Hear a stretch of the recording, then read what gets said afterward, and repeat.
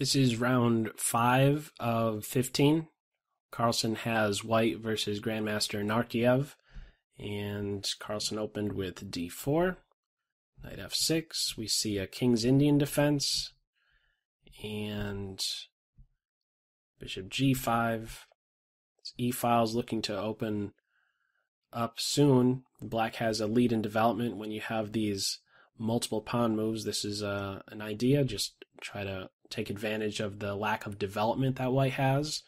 The e-file is now open. The rook is there on it immediately. Knight b to d7, knight c1, trying to finish development. And it's also there to hop into the d3 square. Usually when you see a6, a knee-jerk reaction is a4.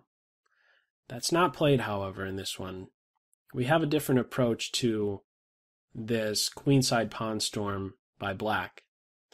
White allows this b5 move and has a different setup against it. We'll see that soon.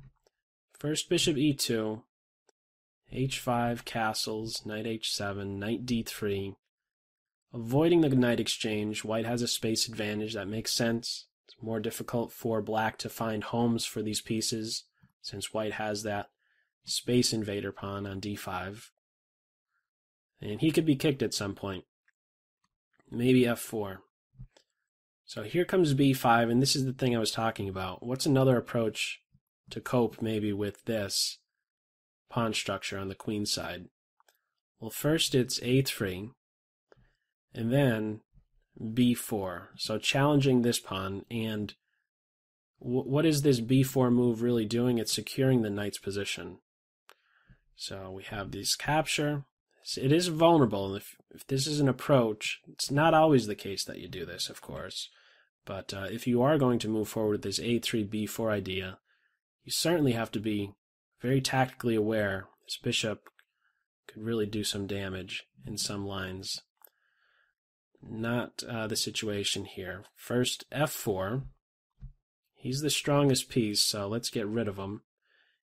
And he's also, that bishop when he's on e3, he's simply in the line of fire, right? The rook is, as indirect as it may be, he's putting pressure on that bishop for as long as he's on the e3 square. So let's get rid of the best minor piece, the dark square bishop.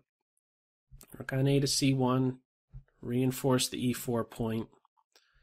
A lot of maneuvering. At the end of it, we do have now this endgame, with a queenless endgame, I should say, and one improvement is apparently to play this knight right into d4, looking in at that c6 square. The c-file is opened up. This is the furthest advanced pawn, and there's a hole on c6. This is another idea that white could have gone for. Instead, it was check. Queen f6. The queens are off. g3, just consolidating at this point, making sure that this center is going to be reinforced well.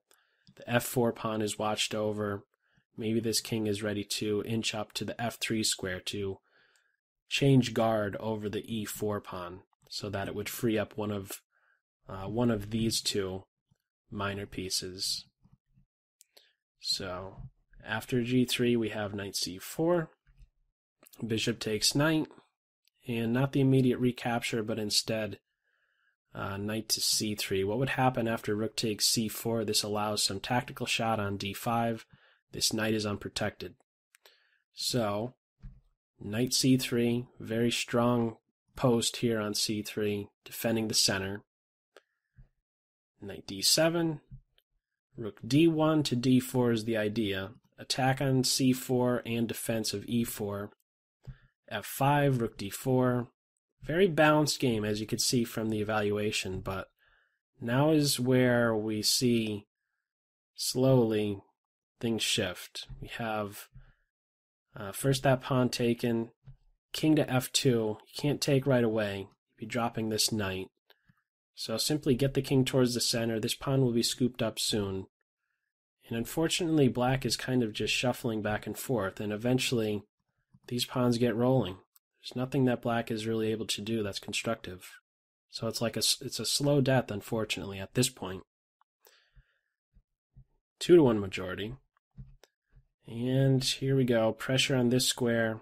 after takes. Notice the time difference. I don't know how accurate these times are, but they do offer, I believe, some indication of where the players were at during the game.